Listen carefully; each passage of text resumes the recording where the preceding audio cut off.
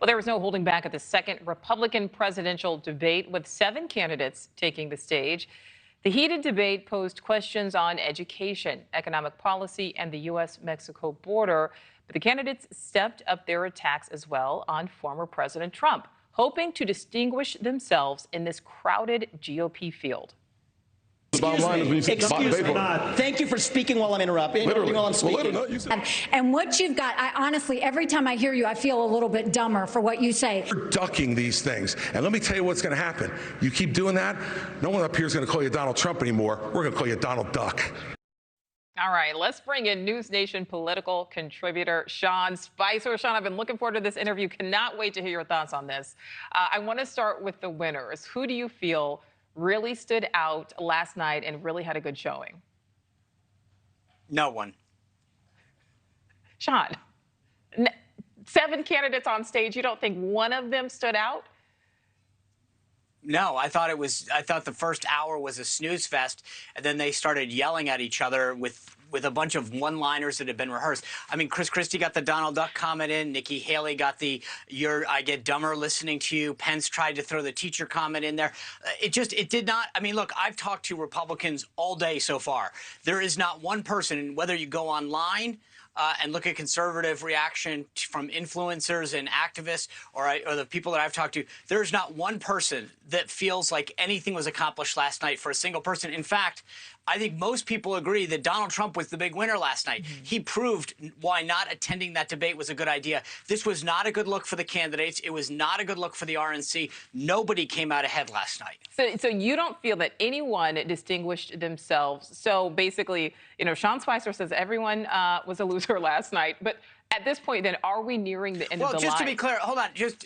Just to be clear, did I feel like everyone was a loser? No. Did anyone come out ahead? Did anyone do themselves any good? Will anyone see a bump? No, absolutely not. Right. And I can't find a single person that disagrees with me. Even the people who are with the campaigns will say, my candidate had a good night. They did what they were going to do. But you can't find a single representative of a campaign that thinks that their candidate stood out. Right. They'll all use cagey language like, we did what we needed to do. That's not what you want to hear coming out of a debate. You want to feel like you're the one being talked about. After that first debate, all the folks online and even in the mainstream media were talking about was Vivek Ramaswamy and some of the one-liners he had, how he dominated and punched a bunch of these folks. Yes, a bunch of people got one-liners in last night, but nobody moved the needle. All right, that's fair. That's fair. There's certainly there was a lot of back and forth, but there, not every candidate even really spoke as much, as the other. So do you feel like after debate number 2 that it's nearing the end of the road for some of these candidates?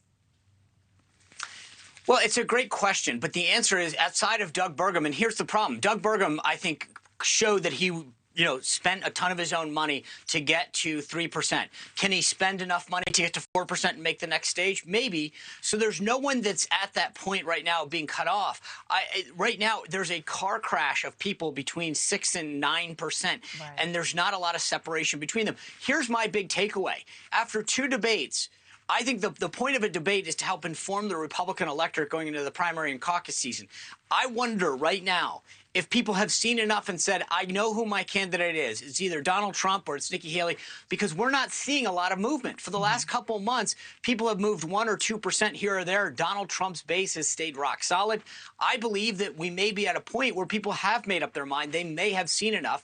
And this is pretty much where the field is going to go from now on. Okay, so I want to keep this graphic up. If we can keep this, go back to that graphic there. After the first debate, Donald Trump saw his support go up more than 2.5%. Nikki Haley was the only other candidate even close to that. But again, if we'll remember, Donald Trump wasn't even there. He skipped last night. Do you think he should have been there? Does he need to be? Because again, he continues to come out on top and he never shows up. Yes.